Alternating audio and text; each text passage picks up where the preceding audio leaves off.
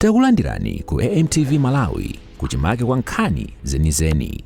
Ngati nkhani imeneyo kuno kulibe, dziwani kuti nkhani imeneyo ndi yabodza. This very special day here at Parliament today.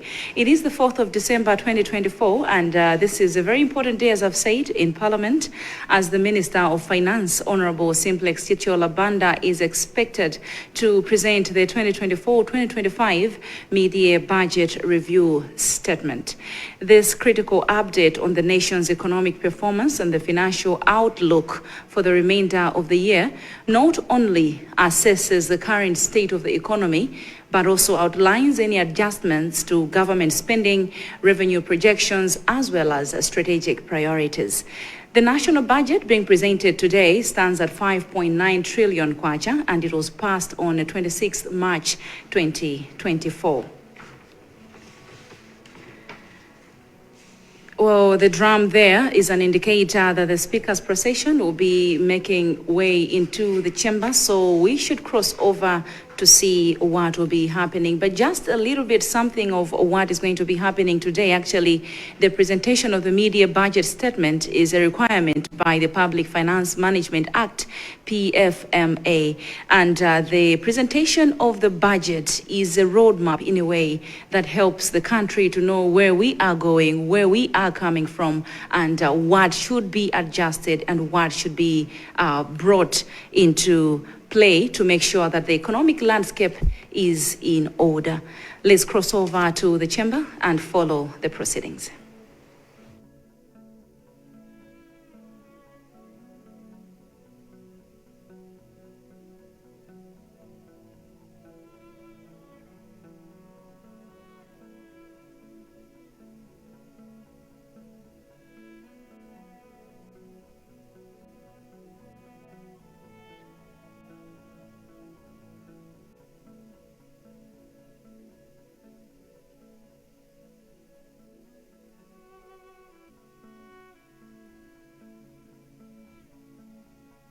Let us pray. Almighty God, who in your wisdom and goodness has appointed the office of the rulers and parliaments for the welfare of society and the just government of the people, we ask you to behold with your abundant favors your servants, whom you have been pleased to call to the performance of important trusts in this land.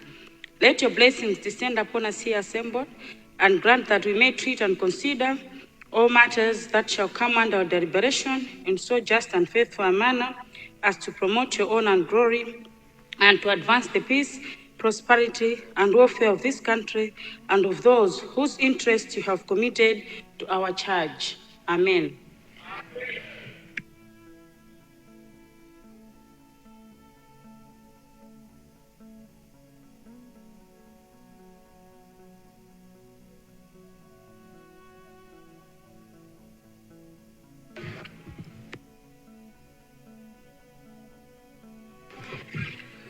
General business, communication from the chair. Good afternoon and welcome, honorable members. As you are aware, the Honorable Minister of Finance will deliver his mid-year budget review statement for the 2024-2025 financial year this afternoon. I wish to urge you all to be attentive as he will be delivering this statement. I wish to appeal to all party spokespersons and chairpersons of the Budget Committee to work on your responses expeditiously so that when time has been allocated for you to deliver your response, it should be done timely. This will ensure that the House concludes this item as planned following a motion which was moved by the Leader of the House that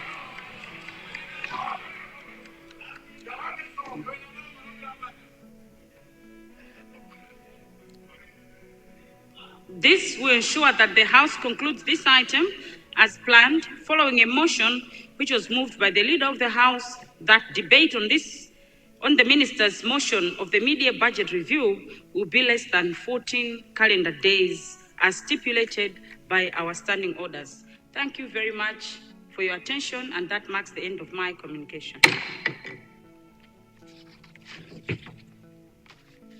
Honorable Leader of the House, you're rising.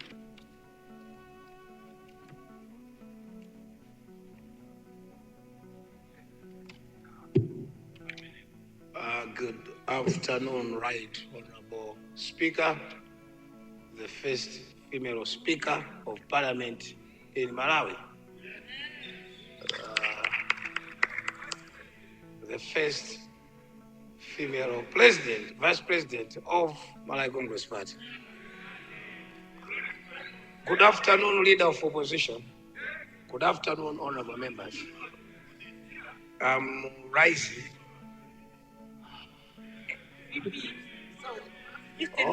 Good afternoon, Vice President of UTM.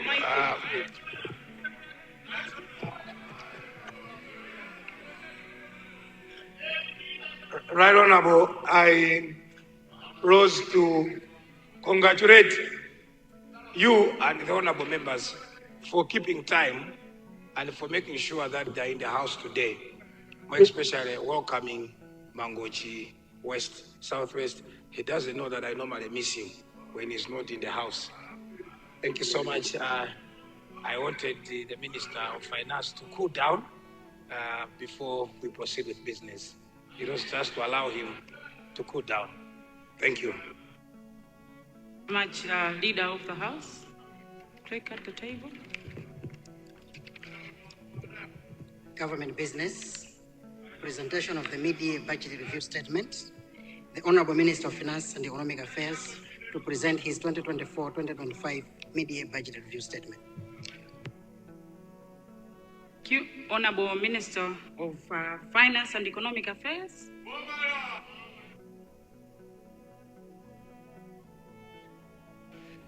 Thank you very much, Madam Speaker. As alluded to, let me also echo what the Leader of the House has said, the first Vice President of the Malawi Congress Party. Madam Speaker, I beg to present the papers standing on my name and item 3C4 of the order paper. Madam Speaker, I beg to move. Sergeant at Arms.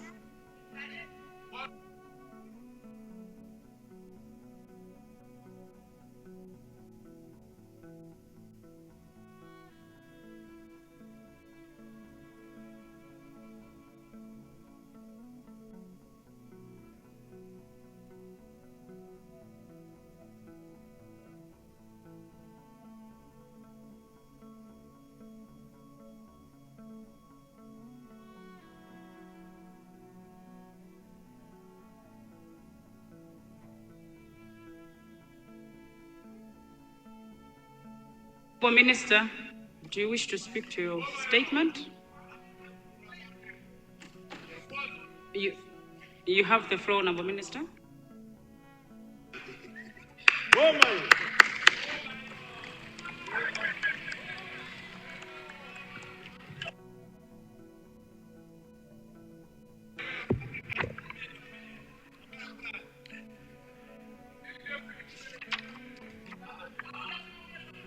Madam Speaker, once again, good afternoon. Madam Speaker, I beg to move that the mid-year revised estimates on the recurrent and development accounts for 2024-25 national budget be reviewed by the Committee of the Whole House to be considered vote by vote and that thereafter be adopted.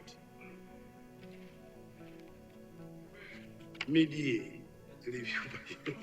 Madam Speaker, in fulfillment of the requirement by the Public Finance Management Act 2022, and on behalf of His Excellency the President, I rise to submit to this August House implementation progress of the first half of the 2024-2025 budget and proposed revisions expected in the second half. Madam Speaker, I therefore urge all honorable members to constructively deliberate on the revised budget that I'm about to present. Madam Speaker, I wish to highlight that government is implementing the budget to promote economic growth and microeconomic stability, which have been recently affected by both endogenous and exogenous shocks. The 2024-25 Midyear Financial Plan, therefore, has been developed in line with His Excellency the President's State of the National Address, delivered in the very August House on February 9th, 2024, which was titled Taking Stock and Advantage of Our Progress in Achieving Economic Recovery and Resilience, as well as the theme of the 2024-25 budget statement titled From Economic Recovery to Resilience through Accelerating Production and Enhancing the Legal and Regulatory Environment to Protect the Economy, which was delivered in the very August House on Friday, 23rd February 2024. Madam Speaker, the 2024-25 revised budget has also considered the National Address statement delivered by His Excellency the President last Wednesday, 27th November 2024. Therefore, Madam Speaker, to manage the fiscal deficit, there will be fiscal tightening measures that will shortly be announced through a government circular. Let me mention, Madam Speaker, from the onset, Madam Speaker, that this mid-year budget is in itself an austerity budget. As such, considering the macroeconomic environment that we are in, we need to do things differently to allow our economy recover by sacrificing today for a better tomorrow.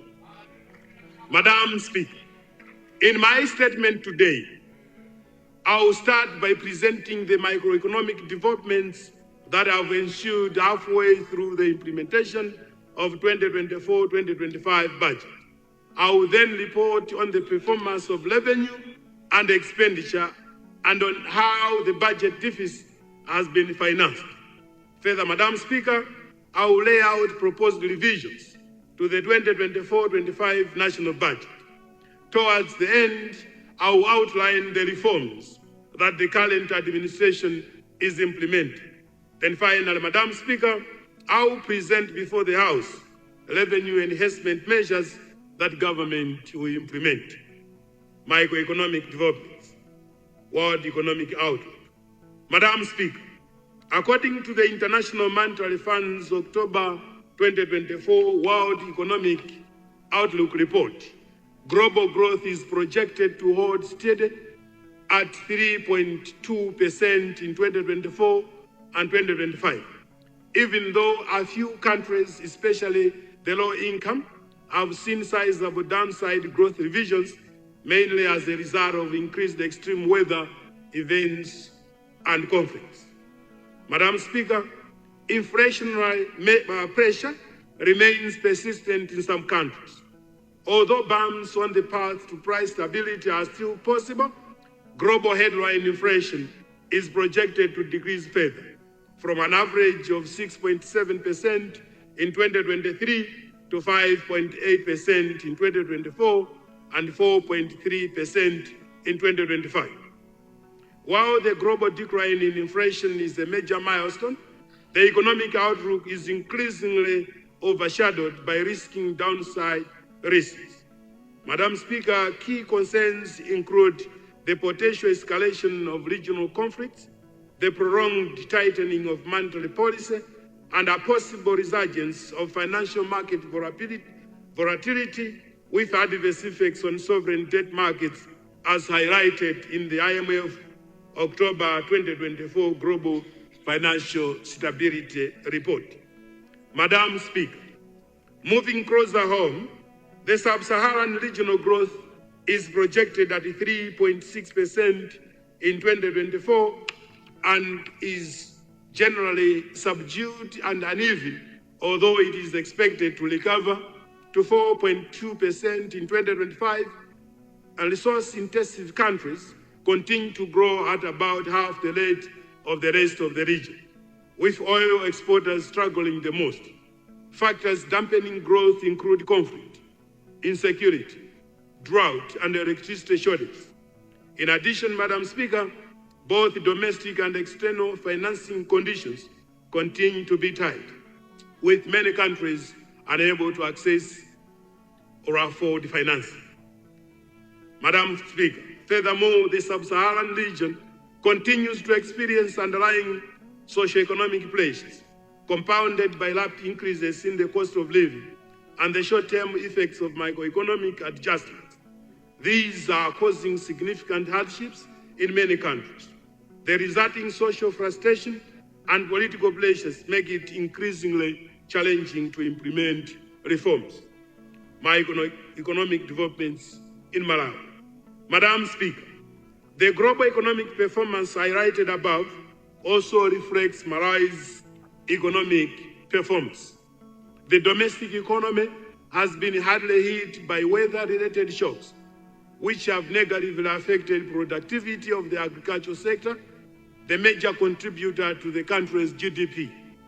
Thus, this August House, Madam Speaker, might wish to note that the macroeconomic parameters that we assumed at the time of preparing the current budget have changed, and hence this mid-year budget review. Madam Speaker, consistent with the downturn in global economic growth that I mentioned earlier, Malawi's growth prospects have been equally affected. Malawi's real GDP growth is now projected at 1.8% in 2024, a downward revision from 2.3% envisaged at the start of the 2024-25 fiscal year. Economic growth slowed down in 2024 due to unfavorable weather conditions experienced in the previous growing season. In 2025, Madam Speaker, growth is estimated at 4.0%, a downward revision from 4.3% estimated at the beginning of 2024-2025 fiscal year.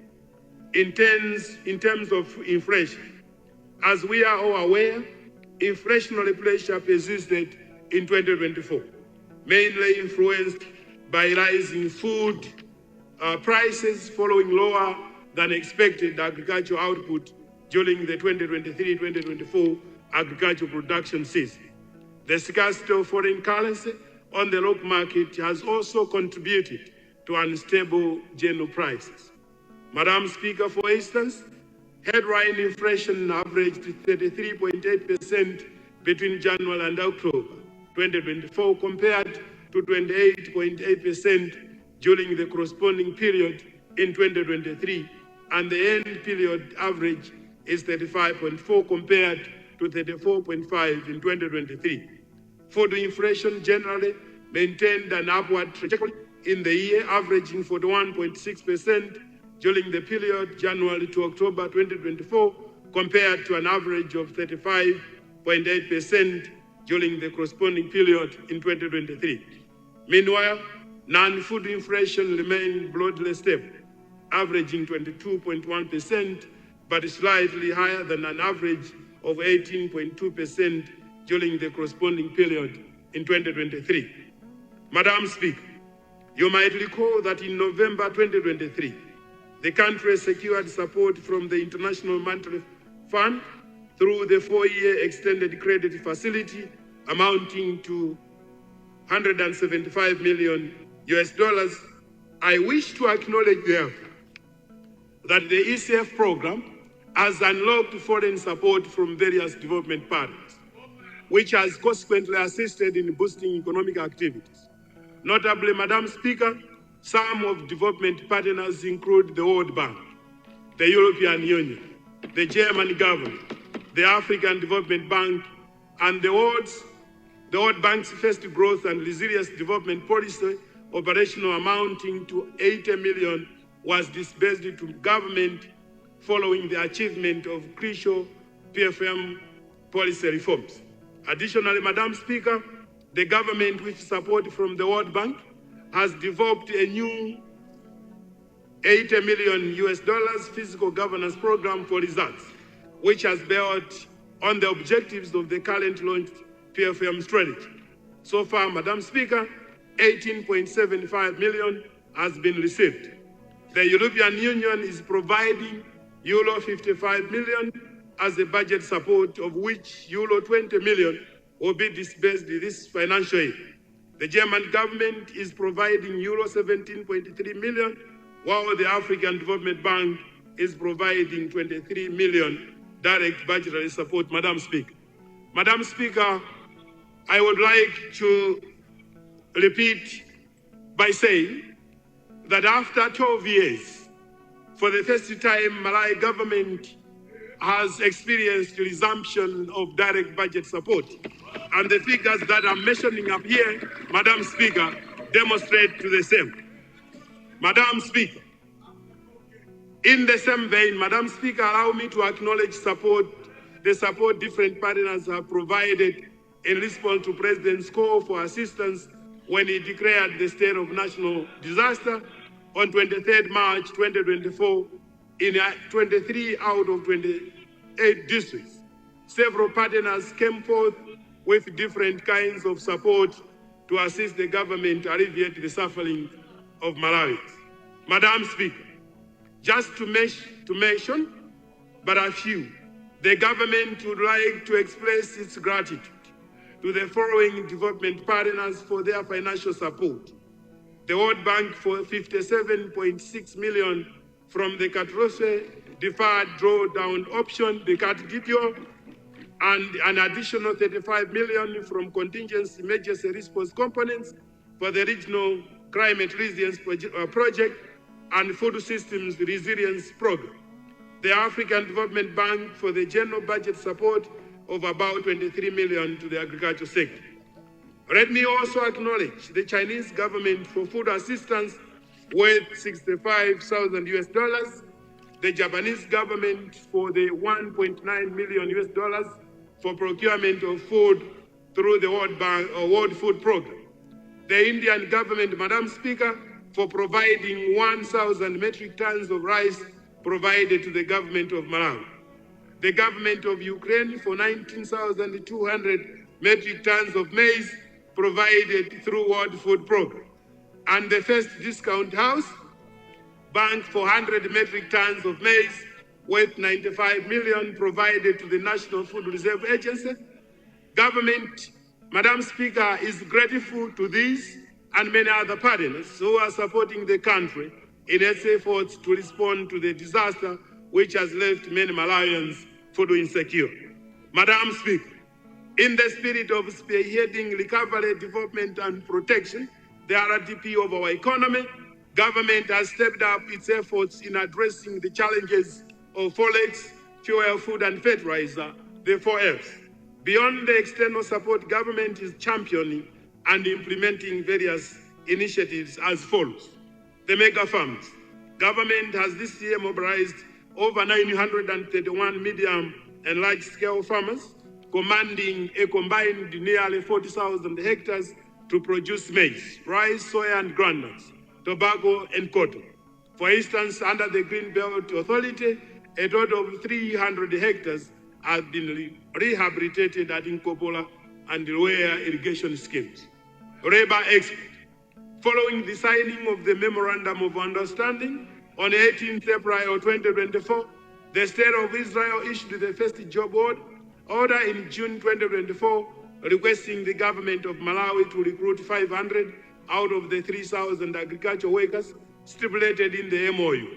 When operational, this program is expected to improve the country's remittances and overall foreign exchange position. The carbon credits trading. Madam Speaker, government through the Environmental Affairs Department has developed a draft article framework to guide and regulate the implementation of carbon trading initiatives in the country. The draft framework will be concluded before this financial year. Madam Speaker, through the Kurera Ready Plus program that is being implemented in the Department of Parks and Wildlife, the country has generated about $10.3 million US for implementation of community livelihoods and natural resource conservation in Lumbi and Goda districts. Overall, through auctions of carbon credits, government is said to even gain more revenues. Madam Speaker, I would like to make mention here that the carbon trading initiatives that we mentioned in this House have actually started giving us the dividends, and the evidence is the $10.3 million US.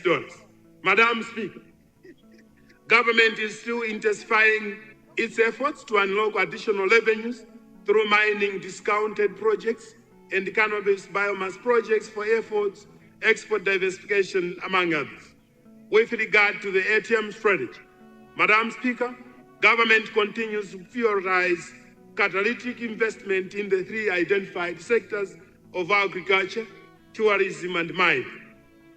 2024-25 mid-year budget performance. Madam Speaker, the first half of 2024-25 budget overturn was generally within the projected expenditure levels, despite a number of microeconomic challenges that affected revenue mobilization and impacted on expenditure, performance of revenue and grants.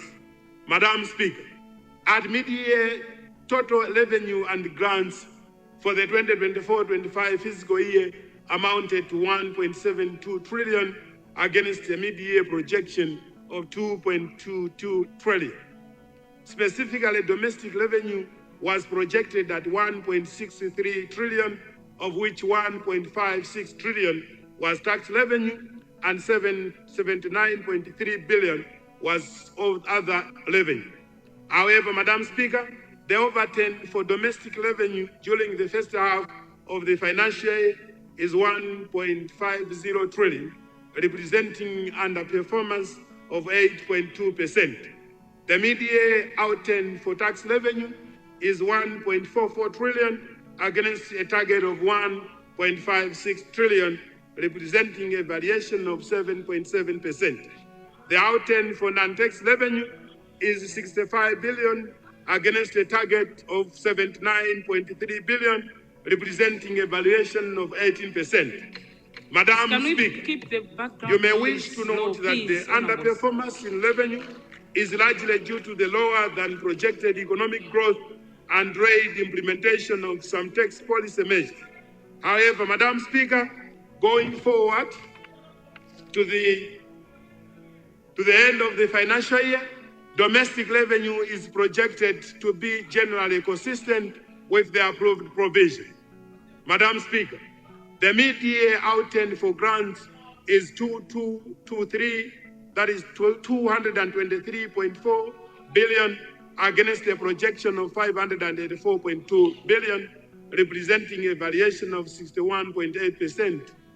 Of the 223.4 billion outturn, 4.3 billion is from foreign governments and 219.1 billion is from international organizations. This, Madam, is however expected to improve in the second half as some disbursements materialize after the reporting period. Performance of expenditure. Madam Speaker, as at mid-year, the expenditure outturn is 2.68 trillion, consisting of 2.24 trillion in recurrent expenditure and 438.8 billion in development expenditure. The total expenditure at mid-year represented a 14.2% variation between the mid-year projection and the outturn. This, Madam Speaker, is mainly on account of lower than anticipated rate of implementation of some of the programs and activities in the first half of the financial year. Performance of recurrent expenditure. Madam Speaker, the mid-year outturn for recurrent expenditure amounted to 2.24 trillion against a projection of 2.23 trillion, representing a variation of 0.2%. This entails that the mid-year actual performance is consistent with aggregate projection. Specifically, there was a budget overrun of 24.9% on the compensation of employees and under expenditure by 13.6% on use of goods and services, 11.2% on grants to other general government units, and 0.4% on public debt interest payments.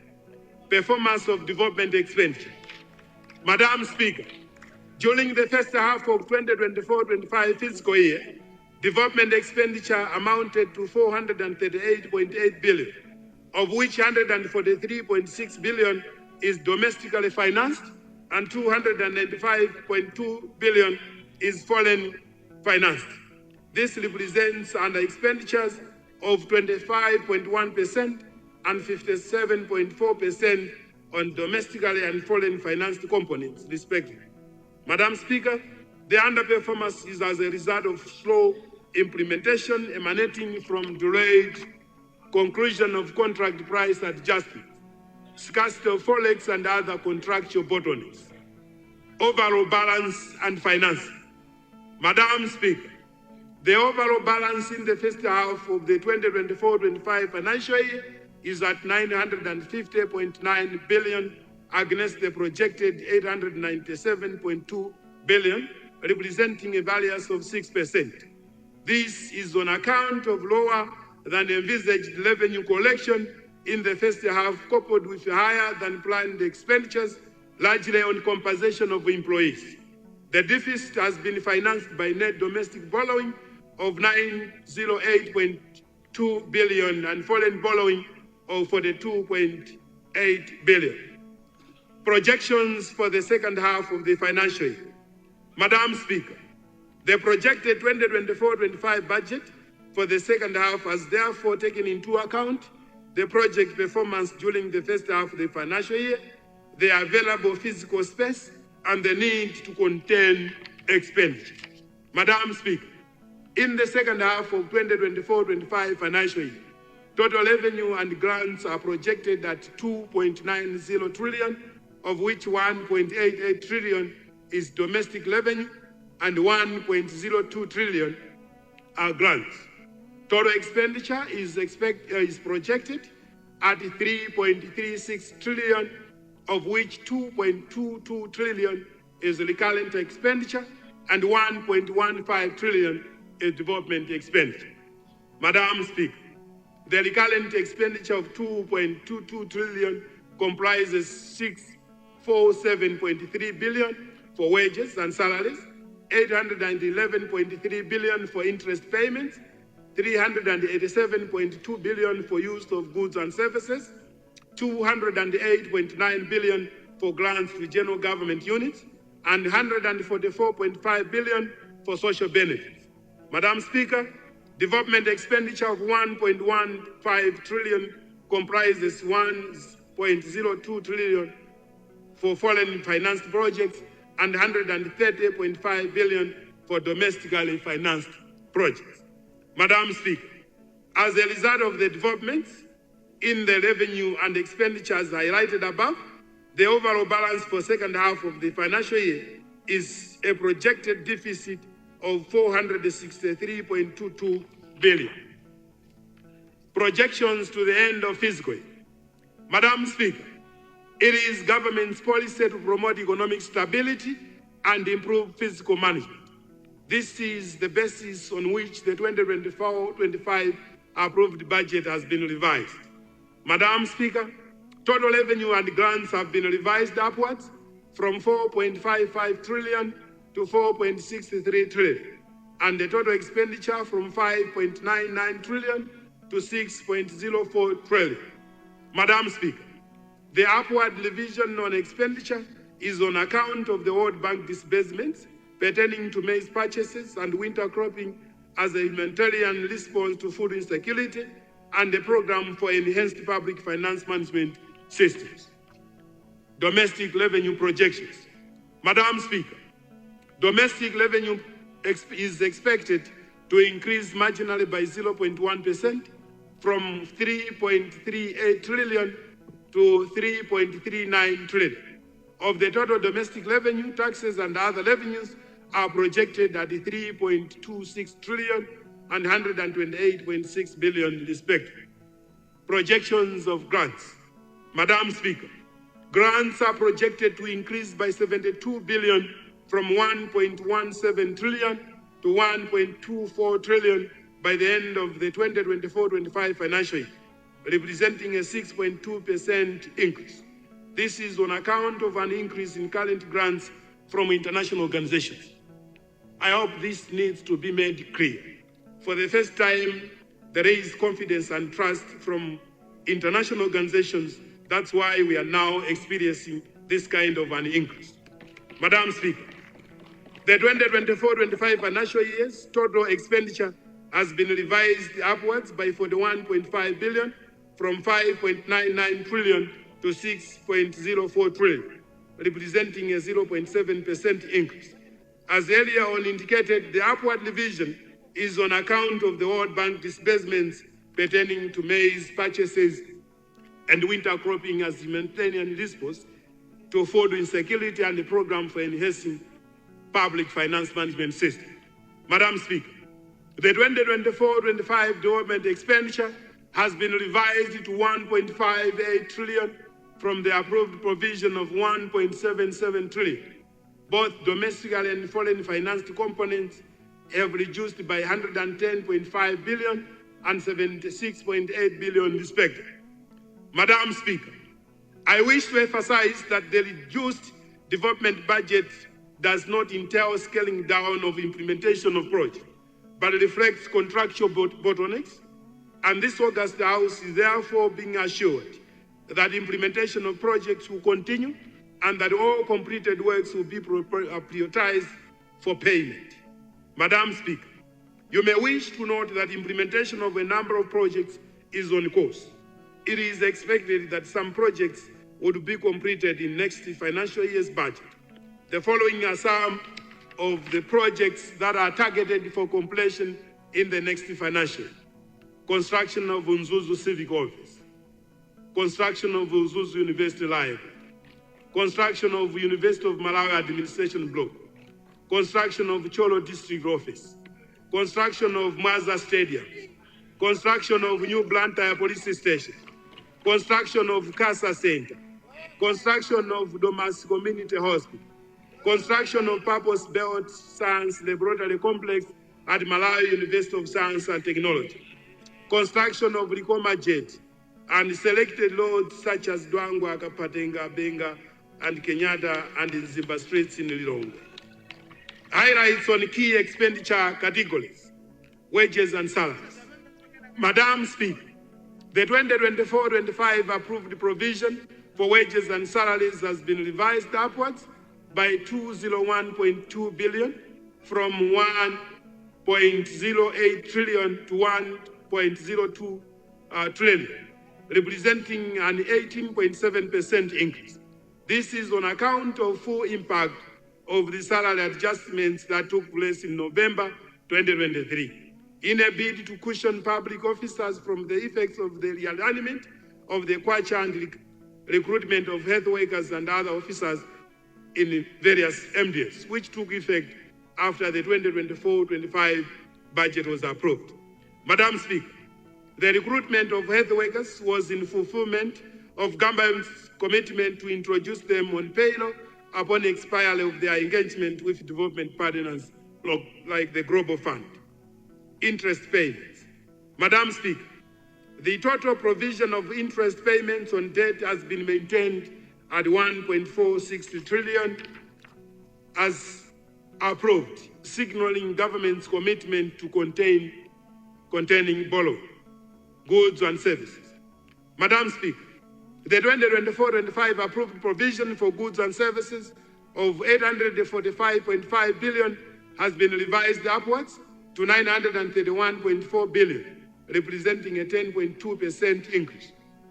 This August House may wish to note that the increase is on account of resources earmarked for food security interventions and program for enhancement of public finance management systems, food security and related expenditures. Madam Speaker, the allocation for maize purchases has increased to 124.9 billion from 22 billion, representing a 468% increase, financed with resources from the World Bank and CAT-DDO. This has been necessitated by government's effort to minimize the food insecurity arising from the effects of El Nino weather conditions. Madam Speaker, the approved provisions for the Affordable Inputs Program have been revised to 131.6 billion. This is, however, not expected to affect the number of targeted beneficiaries, as the African Development Bank is supporting the government with resources for procurement of fertilizer. And in addition, Madam Speaker, the resources from farmers' contribution will also be used for fertilizer purchase. In addition, Madam Speaker, some farmers are being supported with agricultural inputs through the Farm Input Loan Program being administered by the National Economic Empowerment Fund. The objective is to stimulate economic growth through improved agricultural productivity and enhanced food security. As at mid-year, resources amounting to 30 billion have been disbursed towards this initiative. Local councils. Madam Speaker, in order to ensure that service delivery in all district councils is not adversely affected, the budgets for all district or local councils, all secondary schools and teachers training colleges have been maintained as approved.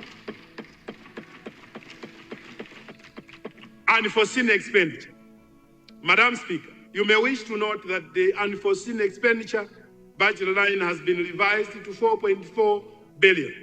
The August House is being appraised that additional resources for disaster response amounting to 3.9 billion have been provided by World Bank under DDO. 2024-25 revised overall balance and finance. Madam Speaker, the proposed revisions in revenue and expenditures outlined above will result in a decrease in the estimated fiscal deficit from 1.45 trillion, representing 7.7% of GDP, to 1.41 trillion, representing 7.5% of GDP. This trend is in line with government's policy to promote economic stability and improve fiscal management. Government reforms, policies, and programs. Madam Speaker, allow me to report to the August House on the progress of various reforms that the government is undertaking with the view of enhancing the management of financial resources and improving public service delivery. Public debt management. Madam Speaker, in order to contain debt to sustainable levels in the short term and medium terms, government will enhance its efforts to mobilize domestic resources to finance the budget. This will reduce the need for borrowing to fill the budget financing gap. In addition, Madam Speaker, the government will ensure thorough implementation of the debt management strategy, which will minimize costs and risk of public debt. On debt restructuring, Madam Speaker, significant progress has been made. Official agreements on specific restructuring terms have already been reached with some of our major bilateral creditors, including China. Discussions with the remaining bilateral creditors, including India, Kuwait Fund and Saudi Fund for Development, are being fast-tracked with the objective of reaching the necessary debt treatment in line with the IMF program requirements. Finally, Madam Speaker, negotiations in good faith are going on with the African Export-Import Bank, Afrexim Bank, and the Trade and Development Bank, TDB.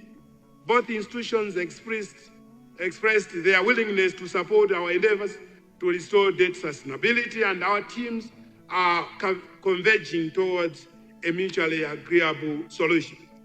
Fiscal discipline. Madam Speaker, government is committed to reducing the fiscal deficit. In that regard, my ministry insurance against external shocks. Revenue enhancement measures. Madam Speaker, as government is introducing austerity measures to manage expenditure, efforts are also being made to boost revenue, which is currently underperforming and therefore adversely affecting the implementation of the budget. As such, Madam Speaker, allow me at this point to announce to the August House revenue enhancement measures that will be implemented. Removal of value-added tax waiver on motor vehicles imports for privileged individuals. Government will remove value-added tax on motor vehicle imports for privileged individuals and organizations. The affected individuals with this measure include the state president, the vice president, the retired president, the vice president, former vice president, and cabinet ministers, as well as members of parliament, senior officials in the judiciary, including judges, senior government officials, and senior military officials. Once this VAT bill has been passed, these privileged individuals who now pay VAT when purchasing duty-free motor vehicles. I therefore urge all members to support this bill to show our serious commitment to economic recovery when this bill is tabled in this August House. Madam Speaker, I wish to mention that there is need for collective will for us to make our economy recover. As such, Right Honorable Speaker, I would like to include and speak loudly on this one. Madam Speaker, I wish to mention in this August House that there is need for collective will for us to make our economy recover. As such, Madam Speaker, His Excellency the State President, Dr. Lazarus Makikathe Chagwera, has guided that we all make our fair contribution towards revenue that the government needs at the moment. As such, it should be noted, Madam Speaker, that this measure affects people in the high income bracket, such that the removal of the VAT waiver is a sacrifice and a clear testimony to the commitment to fiscal consolidation for the betterment of all Malawians.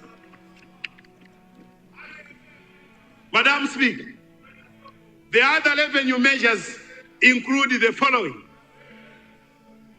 Can I have full implementation of electronic exercise tax stamps. Madam Speaker and honorable members, you may have noticed the small yellow stickers on products such as bottled water. These are what we are calling electronic tax stamps.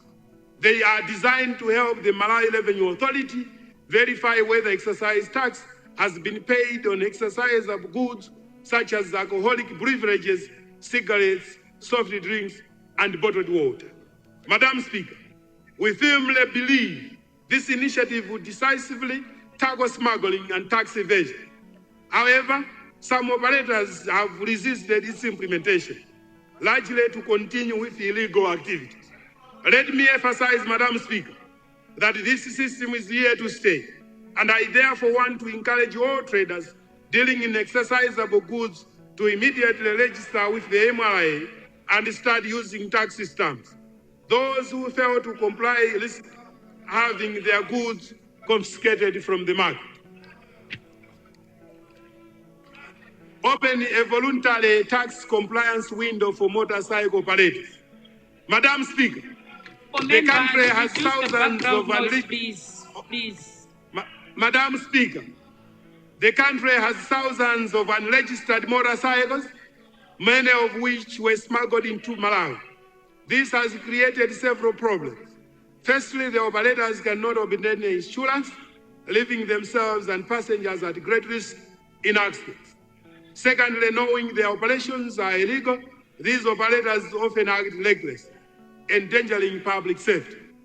To address this issue, Madam Speaker, government through MRA will open a voluntary tax compliance window for motorcycle owners. This initiative will allow unregistered motorcycles to be registered for a small fee. Designated registration sites will soon be announced by MRA.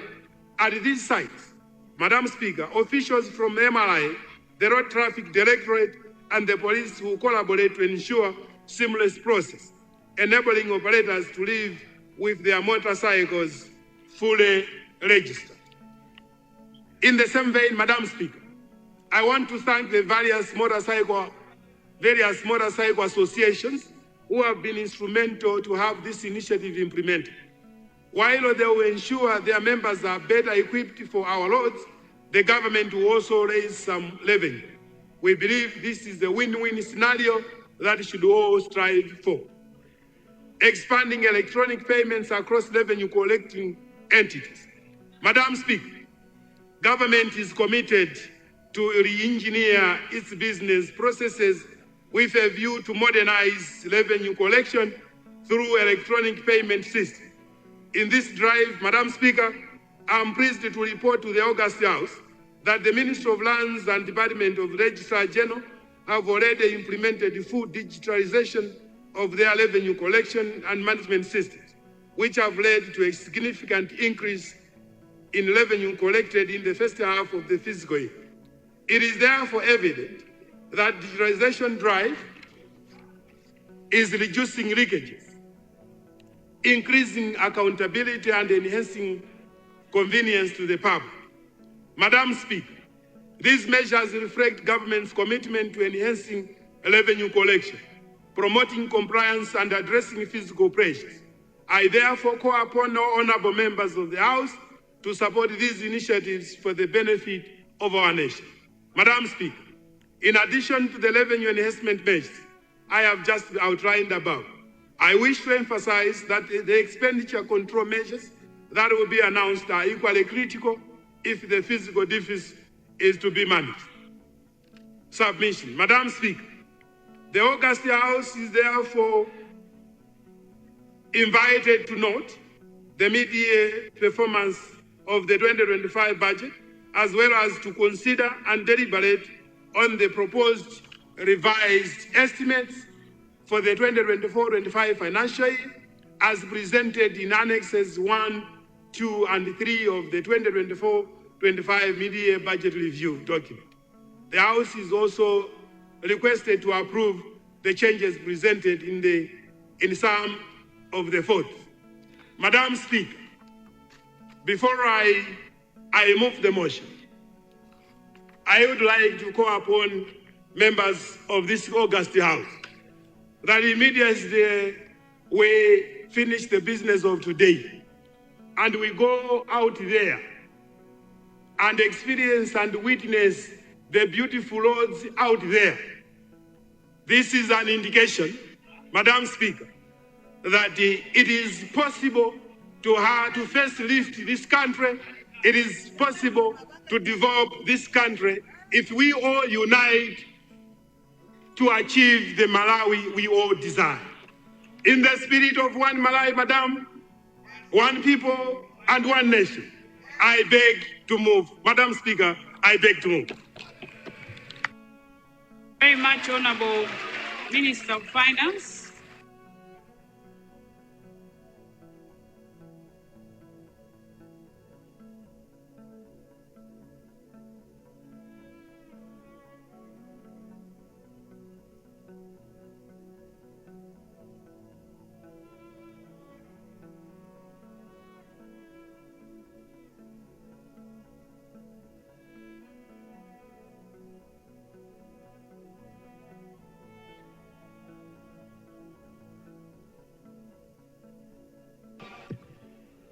Thank you very much, Honorable Minister of Finance. Honorable Leader of the House, you're rising. First of all, to congratulate the Honorable Minister of Finance for presenting a wonderful mid-year budget statement. Congratulations, Honorable, and congratulations to Dr. Lazarus McCarthy for the guidance. Madam, when we moved the motion yesterday, made an announcement that this will be... So, sorry, you're not audible enough, Honorable Minister.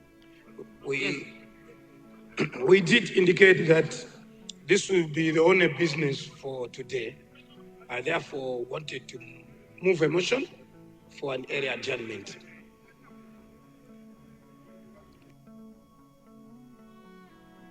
Thank you, Honorable Leader of the House. Honorable members, I now put the question. The question is that all relevant standing orders be waived in order for us to have an early adjournment. Those of that opinion say aye. Those of the contrary view say no. The ayes have it and the motion is carried. Business for tomorrow, Leader? Before?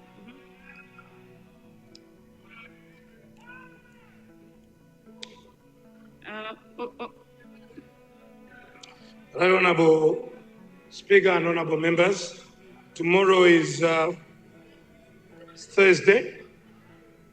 While we have an opportunity to go through the mid-year budget review statement, tomorrow we'll have private members there, as it is all the time.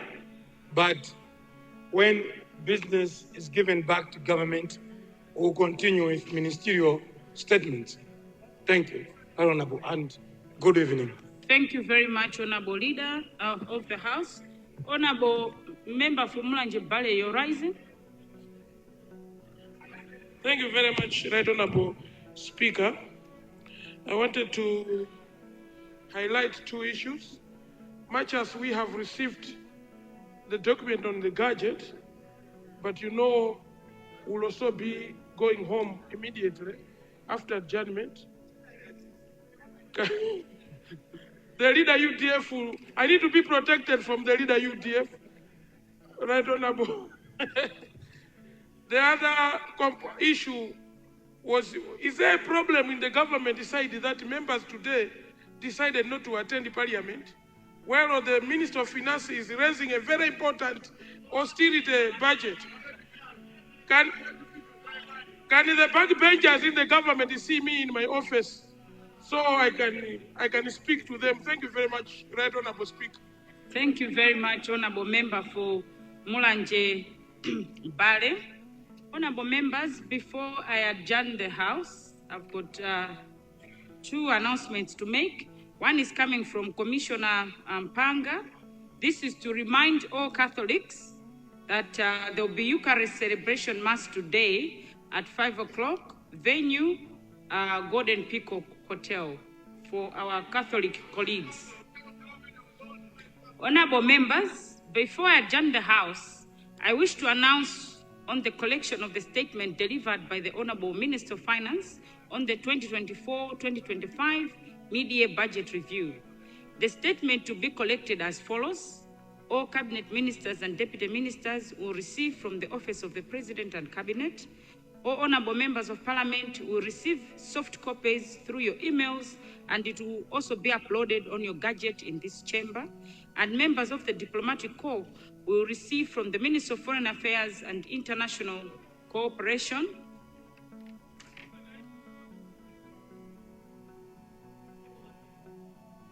And I've been informed that we also have received some hard copies. COP? Yes, we have received some hard copies from the honorable members from Minister of Finance, so you also receive hard copies from the Minister of Finance. May I once again appeal to all members to go through the statement and make your responses ready when debate commences on Friday, 6th December 2024. Honorable members, I now adjourn the House to tomorrow, Thursday, 5th December 2024, from 9:30 a.m. House adjourned.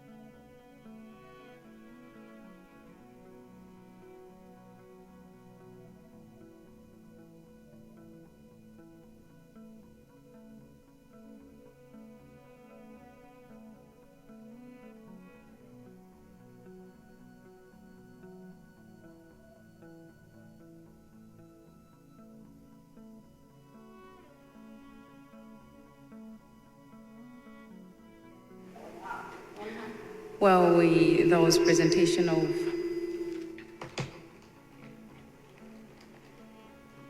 We just saw a presentation of the mid-year budget review statement by the Honorable Minister of Finance, that's Honorable Simplex Chichola Banda, coming here at Parliament to give a detailed review of how the first half of the 2024-2025 financial statement actually performed. That's the budget, how it performed, and maybe the projections for the second half of the financial year as we get into 2025. So according to the Minister of Finance, the first half of the 2024-2025 budget outturn is within the projected expenditure level, and the total expenditure has increased actually from 5.9 trillion kwacha to 6.04 trillion kwacha, representing a 0.7% increase at that. And under performance of expenditure, the total expenditure of Midyear represented a 14.2%. That's a variation between the Midyear projection and the outturn itself. Looking at that, the Midyear projection outturn was actually at 2.68 trillion kwacha, giving us a recurrent expenditure of 2.24 trillion kwacha against the projected 2.3 trillion kwacha. Development expenditure was at 438.8 billion kwacha, which is about 25% less, bringing us to total revenue 2.9 trillion kwacha. Salaries have been adjusted upwards, just noting some of the changes at Midyear. Wages and salaries upward adjustment with 13.7%, which is coming from 1.08 trillion kwacha to 2.01.2 billion kwacha. And why some of these changes are as they are, looking at wages and salaries, it is because of the recruitment of health workers. It is also because of the salary increase that we have seen in the ending of the first half of the financial year. Development budget has declined from 1.771 trillion kwacha to 1.584 trillion kwacha. And this has been attributed to a lack of shortage of fuel that has hampered the country itself. But a major thing that we can take note of is looking at the increase from the budget. At first half, it was presented in the House as a 5.9 trillion kwacha budget 2024-2025. At Midyear, it has been revised upwards 6.04 trillion kwacha. And as we said that this Midyear statement presentation by the Minister of Finance is a roadmap of where the country is coming from, where we stand right now and where we are going. That's why there are projections coming from where we're coming from, going to the projections that are going to be, in a way, not just assessing the economic situation of the country, but also giving a direction as into where we are going. Another look at some of the changes that we've seen in the statement. Grants are expected to increase by 6.2%. This is due to increase in current grants from international organizations. So in a nutshell, that's the outlook of the Midyear budget statement. And you've been with me, Linda Masinga, but just to say a little bit something in Chichewa, pali kusintha ndithu atinene kuti taona nduna yoona za chuma mdziko muno kubwera nyumba indi kudzafotokozera kuti kodi theka la chaka cha chuma layenda motani, potengera kuti anabwera nyumba indi kudzapereka budget imeneyi kufotokoza kuti 2024-2025 ndondomeko ya chuma ikhale motere. Iwo anadzafotokoza kuti ndondomeko ya chuma 2024-2025 inali pa 5.9 trillion kwacha. Koma kufika lero pamene amadzafotokozera nyumbayi kuti kodi theka la chaka cha chuma ladusa zayenda bwanji zinthu ndipo tikulowera kuti pamene taona kusintha kuti pofika pa theka la chaka cha chuma ndondomeko ya chuma kapena thumba la chuma cha dziko la Malawi pakadali pano chakwera kufika pa 6.4 trillion kwacha. Nde mena amadzafotokoza kuyambirira kwa chaka mwezi wa Marichi anadzafotokoza ndithu kuti ndi 5.9 trillion, koma pano taona ndithu pali kusintha kumeneku kutipatsa 0.7% kusintha kumene. Koma iwo afotokozera kunena kuti kusinthako inde tikaona nambalayo itaoneka mwina ngati yambiri, komano zochitika zokhudza ndondomeko ya chuma zikuoneka kuti sikuti zachita kupita kutali kwenikweni, kapena pali kusintha kodabwisa kwenikweni, potengera kuti pamene amapenekera kuti pofika theka la chaka cha chuma tikhale tili apa, zikuoneka kuti zinthu zaenda momwemo. Kuti kungosinthawo wina pang'ono nkongonena kuti mwina ndalama zolipira anthu ogwira ntchito mboma, salaries and wages, ndi zimene zikuoneka kuti zasinthako pang'ono. Izi ndikamba ka afotokozerapo kuti kunalembedwa ntchito namwino ndi anthu ena ndi ena ogwira ntchito mzipatala, komanso kusintha kwa ndalama zowalipira anthu masalale pa Chingerezi, kutengera ndi kusintha kumene tinakhala tikuona miyezi ingapo yapitayi pa nkhani zokhudza chuma m'dziko muno, pakhala ndithu pali kukwera malipiro a anthu ena osiyanasiyana. Ndalama zopita ku chitukuko budget, development budget imeneyi ikuoneka kuti yatsika kuchokera pa 1.177 trillion kwacha kufika pa 1.584 trillion kwacha. Apa ndi mwachidule mmene tingathe kungofotokozera kuti kufika theka la chaka cha chuma 2024-2025 ndi mmene anduna afotokozera nyumbayi. Ine ndine Linda Masinga, malo mwanzanga onse amene akhati limodzi pano kukupatsirani tsatanetsatane wa zonse mmene zimakhalira. Ndikuthokozeni kwambiri kuti munasankha kutero, koma tisanapite tingokumbutsana kuti tikhalebe tikumva kuti kodi budget imene yafotokozeredwa pano pa theka la chaka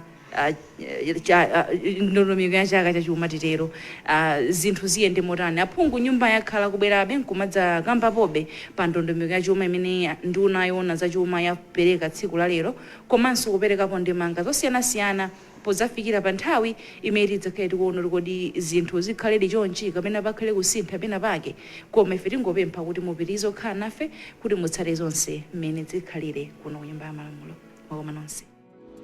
Osayiwala kupanga subscribe ku channel ya AMTV Malawi.